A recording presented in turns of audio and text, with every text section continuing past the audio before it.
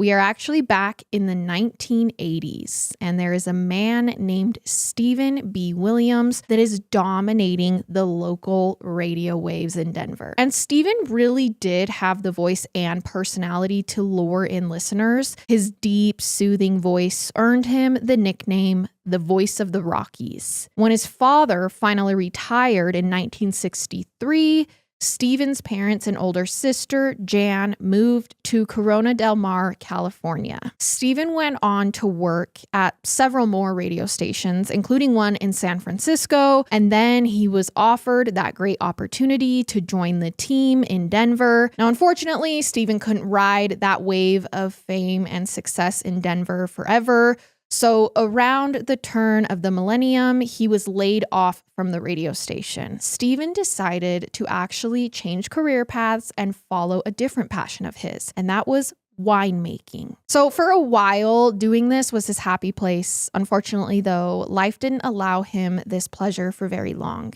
In 2001, Stephen's father got very sick, and so Stephen moved back to Corona del Mar, California to help take care of him. And that was where Stephen stayed for the next 2 years. By that point, Stephen's father had amassed a $2.4 million estate, which he left to Stephen and his sister Jan. Problem is Stephen was pretty overwhelmed by this. He had never been great with managing his finances, and now he had even more than he knew what to do with. Stephen had invited this friend over to his house for what seemed like dinner one night, and that guy brought along another friend, a man named Harvey Morrow. So over dinner that night, the three of the men get to talking, and Harvey mentioned that he had been in the investment banking business and he was a retired Wall Street executive. Harvey had actually gotten divorced several years back, but then remarried a woman named Debbie in 2000. And they had been living in a beautiful lakeside home in Texas, and they had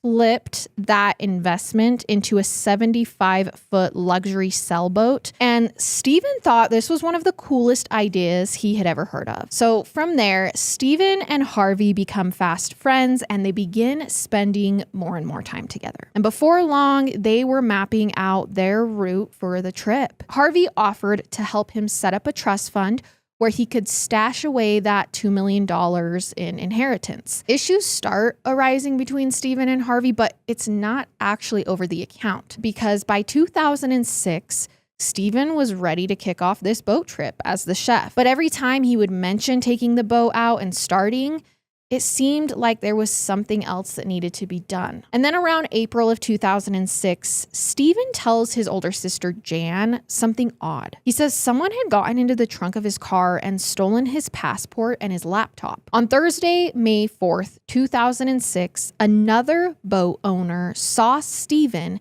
getting on board Harvey's boat at the marina. But then after that, May 4th, 2006, Stephen seemed to go radio silent. Luckily for Stephen, he had a lot of close friends who were worried about him several days later. And that was including his friend Leo Rossi. He calls Stephen, he leaves him 5 or 6 voicemails, but still doesn't hear back. So then he calls another friend, who then calls Harvey. And Harvey tells this friend, oh yeah, Stephen was planning on taking a trip back to Hawaii for a bit to blow off some steam. However, Leo, his friend who initially was really worried about him, still isn't buying it, especially when another friend tells him, oh, Harvey told me that Stephen went to Mexico, not Hawaii. Why would... So Leo's like, that's it. I'm filing a missing persons report. I'm not taking Harvey's word that he's in Hawaii. Now cut to 4 days later, March 18th, 2006. The sheriff's deputy on Catalina Island gets a call from the U.S. Coast Guard when they spotted a bunch of seagulls circling a floating object out in the water. And when they got closer, they realized it was a human body. The body seems to be a male, though it's hard to say for sure. The person is wearing a green fleece tracksuit, but the most telling part is that there are already barnacles stuck to the bottom of the shoe. Police suspect this might have been someone who was out working on their boat and then fell into the water accidentally. But when the body is then transported to the morgue, the autopsy tells a different story because there is a hole in the John Doe's head. Wow. This person happens to be missing 3 fingers that looked surgically removed prior to death. Back in high school, Stephen had lost 3 of his fingers in a woodworking accident. Got it. Okay. So they start going through missing persons reports and they come across the one Leo Rossi called in about his friend. So they get in touch with Leo and they ask, hey, are there any features that could help us identify Stephen if we find him? And he's like, oh yeah, he actually is missing 3 fingers from a woodworking accident he had. So obviously they're like, yeah, Leo, this is definitely your friend Stephen's body that we found in the water. Do you know anything? On May 25th, 2006, about a week after Stephen's body was found, police get a warrant to search and seize Harvey's boat. On board the vessel, there's not a whole lot to go off of. So police start digging into Harvey's background to see if he has the means and motive to kill his friend, Stephen Williams. He wasn't importing luxury cars or working on Wall Street like he had said. He was operating an investment scam, selling back stocks. Here's the thing though. Remember, Stephen was terrible with his finances, to the point where Harvey was managing them. Only Harvey didn't take the money and put it into a trust like he said he would. He moved the money into an offshore account on the British Virgin Islands and was withdrawing the money in small increments and using it for himself. Maybe Stephen had confronted Harvey about the money on the boat that day. The problem was there was 0 evidence tying Harvey to the murder. Still, knowing that Harvey was managing Stephen's funds and stealing them was enough to file the case with the DA, except for one big issue.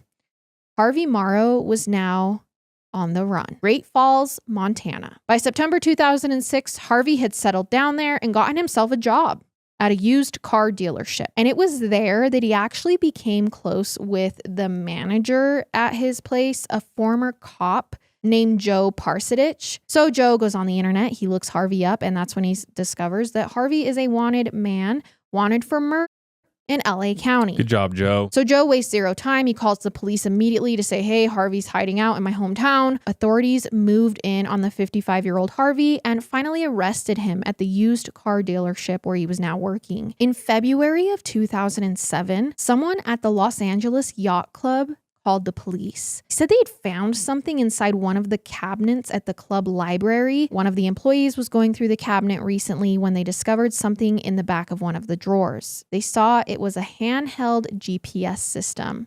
His old GPS system, yeah. And the batteries were removed. It showed a voyage from Los Angeles to the far side of Catalina Island. The boat seemed to move in circles for a while before it turned around and came back to the mainland. And the timing of the route matched exactly with the data from Stephen and Harvey's cell phones from that day. So finally, on November 9th, 2011, they found the 60-year-old Harvey Morrow guilty of first-degree murder and murder for financial gain. Okay. He was sentenced to life in prison without parole, plus 25 years. And that is the case of Stephen B. Williams. That is our case for this episode, and we will see you next time with another one. I love it. And I hate it. Goodbye.